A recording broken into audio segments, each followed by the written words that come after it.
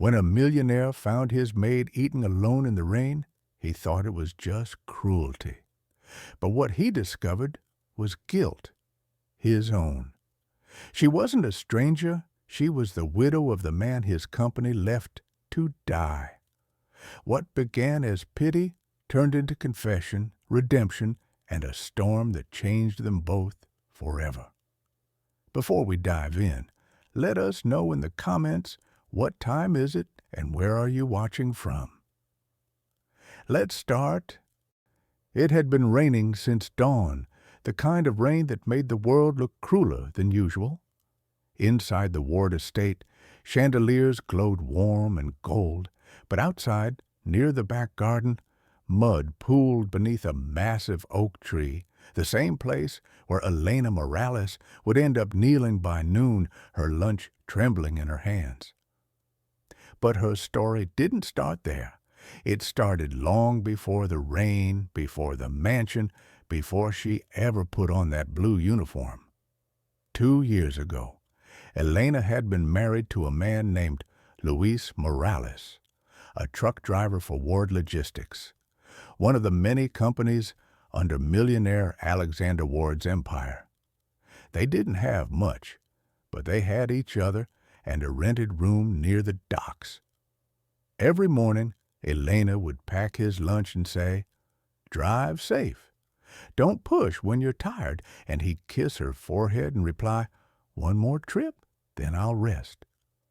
Then one night, he didn't come home. The company called it a weather accident. The truck had skidded off a wet highway during a night delivery.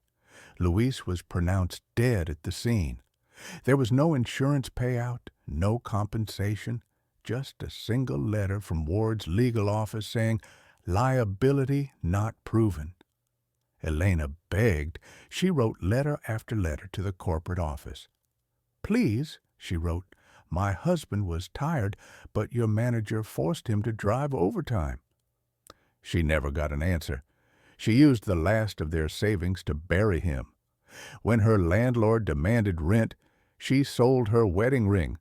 When her mother-in-law got sick, she skipped meals to buy medicine.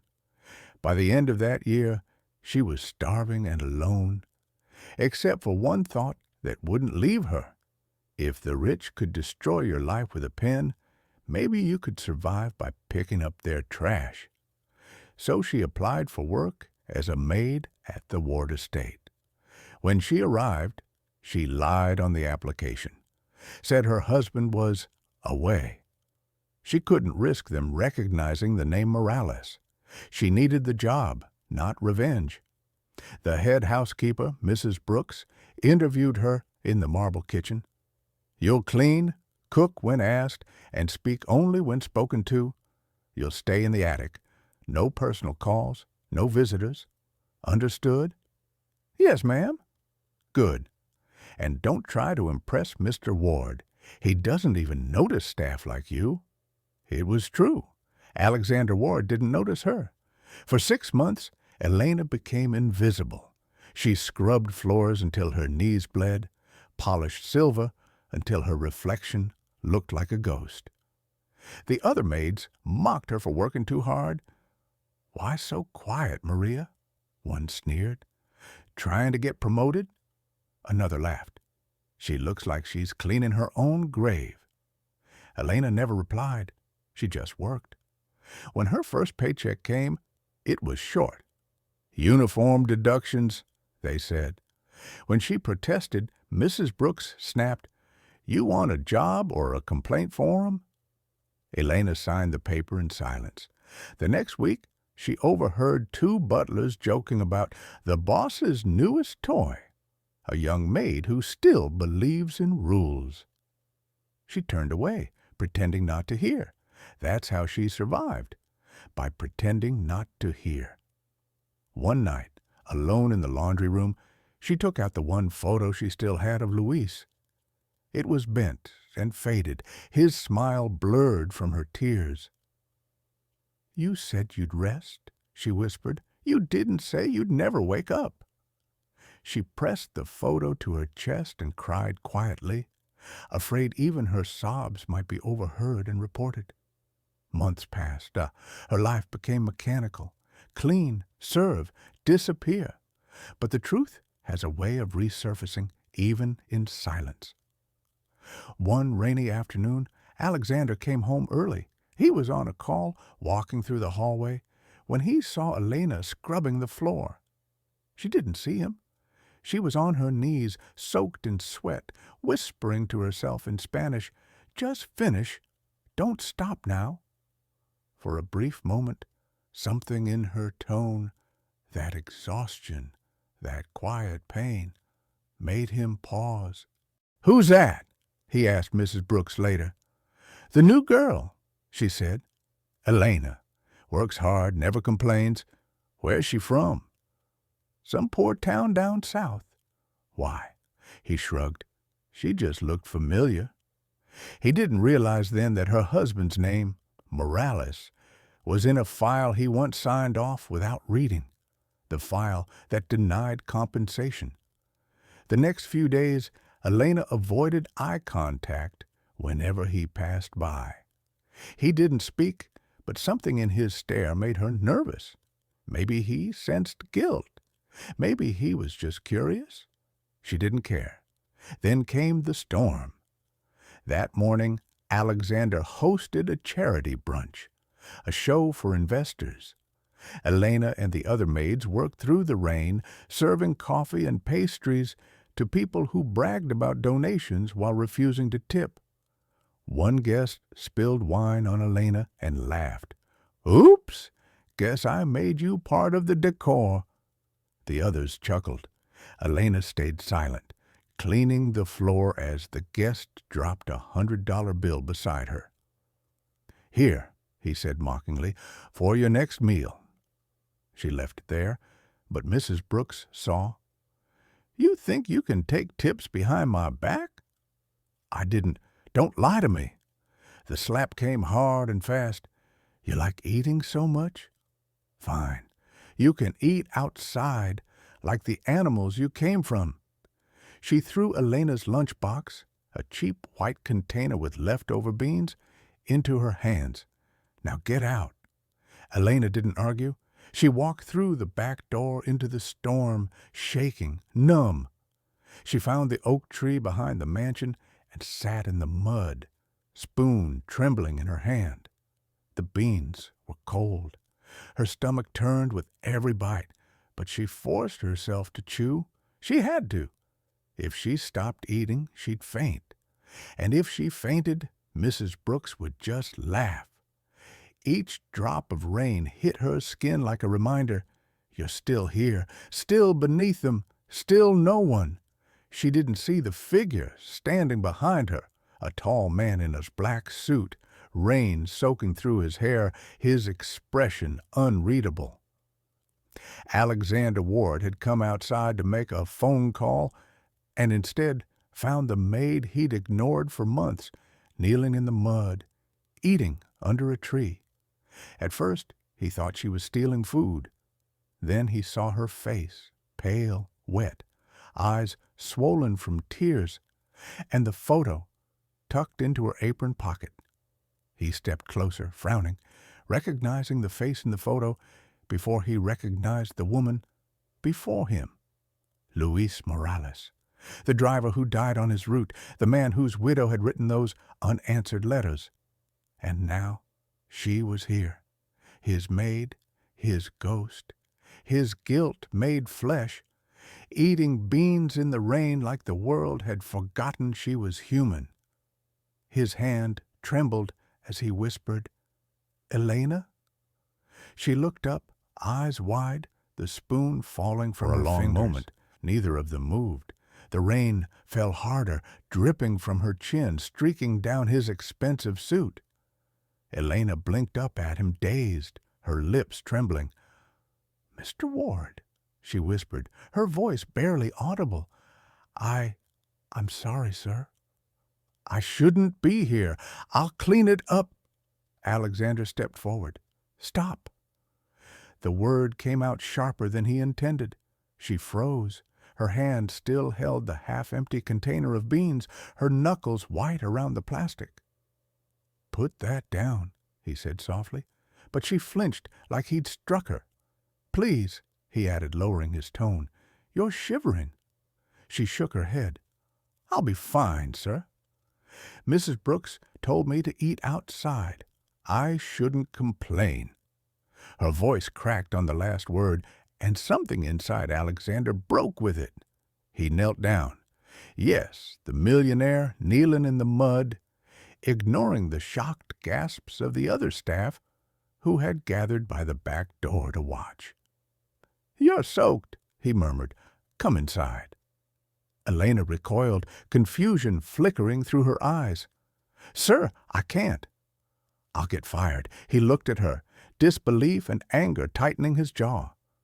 "Fired? For what? Eating?" The housekeeper's voice rang from the doorway, trembling now that the master was watching. "Sir, she was being disciplined." "I told her." "Disciplined?" Alexander's tone sliced through her words. For what crime? For being hungry? No one answered. Rain and silence filled the space between them. Elena's lip quivered. "Please don't be angry with her, sir. I broke a glass earlier and—" "Enough," he cut in, his voice low. "You didn't break anything that matters." He rose to his feet and turned to Mrs. Brooks. "Get her a towel. And a proper meal." Now Mrs. Brooks hesitated, her face pale. "Sir, the staff—" "Now," he roared. The woman stumbled back inside. The staff scattered. Only Elena stayed still, water dripping from her hair onto her uniform. "Why are you doing this?" she whispered. Alexander looked at her, really looked at her. "Because I should have done something years ago." She frowned, confused. "What do you mean?" He hesitated. The rain drowned out his thoughts. Finally he spoke, each word heavier than the last. "Your husband, Luis Morales. He worked for me."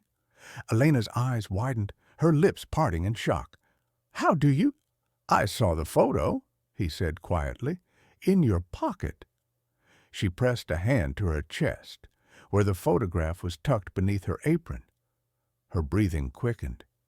You knew him." "I should have," he said bitterly. "He drove one of our freight trucks. The night he died, I signed the report. I signed the denial of compensation." Her face twisted in disbelief. "I didn't know," he said quickly. "I didn't read the details. I trusted people to handle it. I didn't know it was him. Or you." She stared at him, rain pouring down between them like a curtain. "You didn't know. That's what the rich always say. You didn't know. You didn't look. You didn't care." He took a breath, guilt crawling up his throat. "You're right. I didn't care. Not until now." "Why now?" she snapped, her voice trembling with anger. "Because I'm crying in your garden? Because I'm too pathetic to ignore?" Her words cut deep, but he didn't defend himself. He just stood there, drenched, silent. "I begged your company," she said, tears mixing with the rain. "I begged for help, for medicine, for justice. You could have saved him. Instead, you built another mansion." He swallowed hard. "If I could trade that for his life, I would." She laughed bitterly. "You can't, and I can't forget." For a long moment they stood there, breathing the same heavy air, guilt and grief tangled together. Then Alexander spoke again, quieter this time. "I can't change what happened, but I can make sure your life doesn't stay like this." She looked up at him, weary. "You think money will fix it?" "No," he said, "but maybe remorse will start it." He motioned toward the mansion. "Come inside, Elena. You don't belong in the rain." For the first time she hesitated, then slowly she nodded. He led her back through the glass doors, the warmth of the house washing over her cold skin. The staff avoided her eyes, whispering. Mrs. Brooks stood trembling by the kitchen doorway, clutching a towel. Alexander took it from her hand without looking. "You'll pack your things tonight," he said coldly. "Sir, please." "Leave," he said, voice like stone, "before I decide to have security escort you." Mrs. Brooks fled, her footsteps echoing down the hall. Elena stood there speechless as he draped the towel over her shoulders. "You'll stay in the guest room tonight," he said. "Tomorrow I'll make arrangements." Her voice shook. "I don't need pity." He met her eyes. "It's not pity. It's dead hours." Later, after she'd eaten and changed into dry clothes, he knocked on the guest room door. She hesitated before opening it. His hair was still damp, his tie gone. "I've read the file," he said quietly. "The one with your husband's name. The company was at fault." Her breath caught. "So, you believe me now?" He nodded slowly. "I should have believed you then." Tears welled in her eyes, but she didn't let them fall. "Believing me doesn't bring him back." "No," he said, voice breaking, "but maybe it can bring you peace." He handed her an envelope. Inside was a check and a signed letter. Not from a lawyer, not from his company, but from him. Formal apology for negligence and loss of life, immediate compensation granted. She looked up at him, trembling. "Why?" He exhaled. "Because it took watching you eat in the rain to remember what humanity looks like." For the first time, she didn't look small anymore. She looked like someone who had survived every cruelty the world could throw and still hadn't lost her soul. He turned to leave, but she called after him softly. "Mr. Ward." He stopped. "Thank you, not for the money, for seeing me." He nodded once, quietly, before walking down the hall. Outside, the rain had stopped. The storm had passed, but something else had broken open in both of them. Guilt in him and release in her. Elena sat by the window, holding the towel close. For the first time in years, she ate slowly, not out of fear, but because she could. And in another part of the mansion, Alexander Ward poured himself a drink and whispered to the empty room, "Some mistakes don't wash away, but maybe they can be forgiven." He looked out the window, at the garden, the tree, the soaked ground where humanity had finally found him, and let the glass fall silent in his hand. The next morning, he called his assistant. "Freeze all disciplinary deductions in staff payroll," he ordered, "effective immediately." The man hesitated. "Sir, that will affect—" "I said immediately." When he hung up, he sat in his study for a long time, staring at the photo he'd retrieved from Elena's apron, Luis Morales smiling beside his truck, his arm around her shoulders. By noon, he found himself outside the guest room again. The door was open. Elena stood by the window in borrowed clothes, hair still damp, eyes distant. She turned when she heard him. "I didn't sleep," she said quietly. "Neither did I." "I keep thinking about how you looked at me yesterday," she continued, "like you'd seen a ghost." "I had," he admitted. "I saw the person I should have protected long before the rain did." She looked away. "You don't owe me words, sir." "I owe you more than words," he replied. "I owe you a life I helped destroy." She sat down, voice steady, but trembling underneath. "I used to hate you," she said. "Not you exactly, but everything your name stood for. The cars, the houses, the power, all built from people like my husband who died for a day's pay." He nodded slowly. "And you were right, too. I came here because I wanted to see what kind of man could live untouched while others starved. I thought maybe, if I saw it with my own eyes, I could stop feeling angry." She looked up at him. "But working here just made me angrier." He didn't flinch. "Then keep hating me if it helps."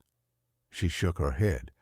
"No, hate doesn't feed anyone. It just keeps you hungry." There was a silence between them, not awkward, but heavy. Finally, he said, "You're leaving today?" Her heart skipped. "You're firing me?" "I'm setting you free." He handed her an envelope. "That's the rest of your husband's compensation, the corrected documents, and a letter to clear your name with the union. There's also a reference if you ever want work again." Elena didn't take it right away. Her hands hovered. "Why do you keep fixing what's already broken?" "Because it's all I can do," he said softly. "Because I don't know how to undo what I let happen." She finally took the envelope, clutching it to her chest. Her lips parted as if to speak, but no words came. He stepped closer, lowering his voice. "You should go home, Elena." "Start again. Home." She gave a bitter laugh. "I don't even know where that is anymore." "Then build one," he said quietly, "this time with peace instead of pain." She looked up at him, not as her employer, but as a man stripped of excuses. "You think peace comes that easy?" "No," he said, "but it starts when someone finally says they're sorry."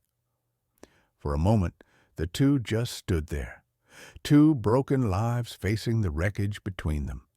And in that silence, she finally nodded. That evening, he drove her herself to the train station. The sun was low, the streets still glistening from the night storm. She sat in the passenger seat, holding the envelope like it was both a burden and a blessing. Halfway there, she spoke. "He died in the rain, you know." "Luis, the same kind of storm Alexander tightened his grip on the wheel." "I know." "I used to pray the rain would stop reminding me," she whispered, "but maybe it was trying to tell me something." "What?" he asked quietly. "That even after the worst storms, people still get to choose whether to drown or stand." He glanced at her then. Not the maid anymore, not the widow, just a woman who had survived more than he ever would. "You've already chosen," he said. When the train whistle echoed through the station, she stood by the door, suitcase in hand. He reached out one last time. "Elena." She turned. "I know it's not enough, but thank you for forgiving me, even if you never say it out loud." She managed a faint smile. "You don't need my forgiveness, Mr. Ward. You need your own." The train hissed, the doors closed, and she was gone. Alexander stood on the platform long after the train disappeared, the sound of wheels fading into distance. When he finally looked down, the rain had started again. Light, soft, almost gentle this time. He tilted his head up to the gray sky, letting the drops hit his face. No thunder, no lightning, just the quiet rain, falling like absolution. Back at the mansion, the oak tree swayed lightly in the breeze. The ground was still damp, but where she had once sat, tiny white flowers had begun to bloom, breaking through the mud. He stopped there, watching them, and for the first time in years, Alexander Ward smiled. Not the practiced smile of a businessman, but the kind of smile that comes when guilt finally turns into grace. He whispered to the tree, to the storm, to the world that had watched in silence, "I can't undo what I did, but I can learn to be better." And from that day forward, everyone in the Ward estate would remember the night the master walked out into the rain to defend his maid, and the morning after, when the rain returned not to punish, but to forgive. Sometimes the rain doesn't fall to drown you. It falls to wash away what you refuse to see. Alexander thought power made him untouchable, until one broken maid showed him what humanity truly costs. If this story touched you, share it, comment your thoughts, and subscribe for more real emotional stories that remind us compassion is the greatest wealth.